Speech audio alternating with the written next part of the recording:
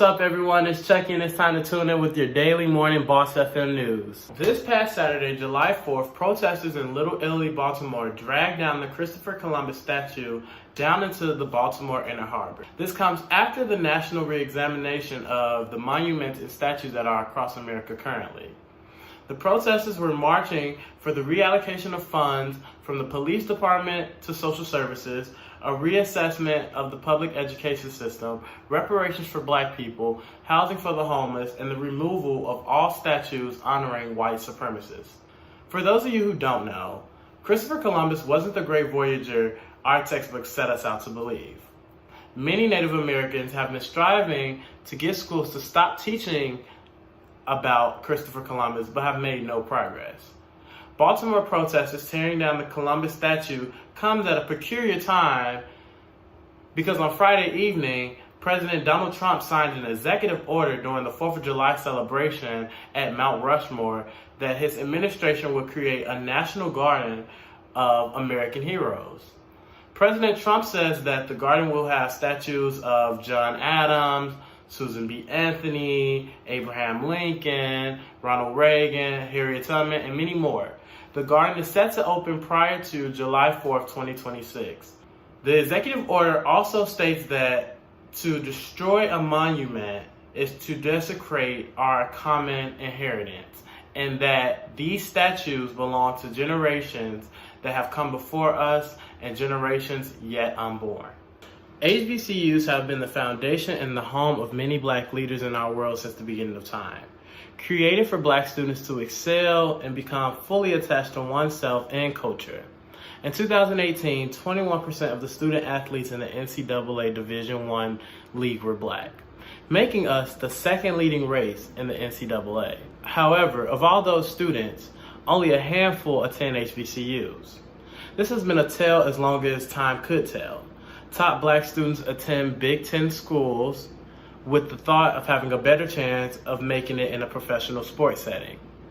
But that wasn't the case for McCord Maker, who announced his commitment to Howard University on Friday morning.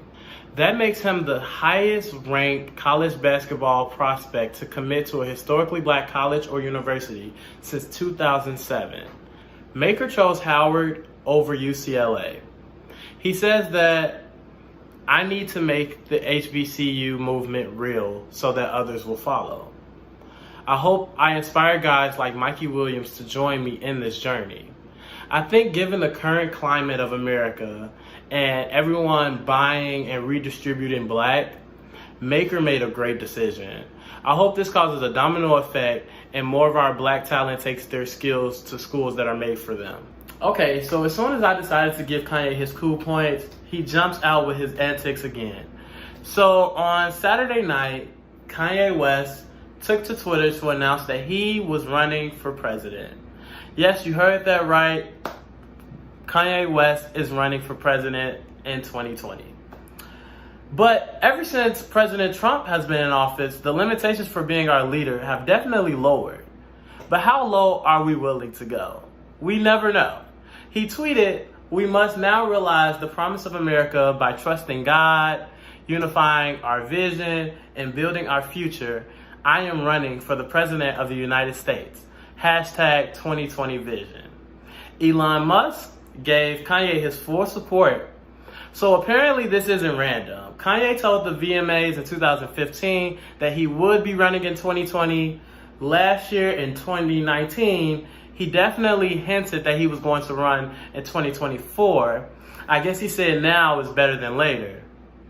I hope this isn't one of those things like in 2016 when people wrote in Harambe and he received thousands of votes on a ballot. Kanye hasn't said anything further, but I guess we should be on the lookout for his campaign. On the 4th of July, the U.S. reported 4 straight days with more than 50,000 new coronavirus cases. President Donald Trump claims that the U.S. has made a tremendous victory and that our country is greater than ever before. So this is after Florida, one of the worst hit states, confirmed to have over 11,000 cases. And this is the second time in 3 days that the caseload has increased more than 10,000. The United States now has 2.8 million cases and nearly 130,000 deaths. President Trump tweeted on Saturday that if we didn't test so much and successfully, we would have very few cases. And in the meantime, deaths and all important mortality rates go down. I don't think that's how the virus works. So just make sure y'all are protecting yourselves and wearing your mask and staying socially distant. All right, guys, that's it for your morning news. Make sure you all tune in later today at 8:30 p.m. for some more updates with Boss FM. If you like to rewatch our shows, they are available for replay on the Boss FM app and on all of our social media platforms. Thanks again for tuning in. It's your boy Chuckie. You all have a great week.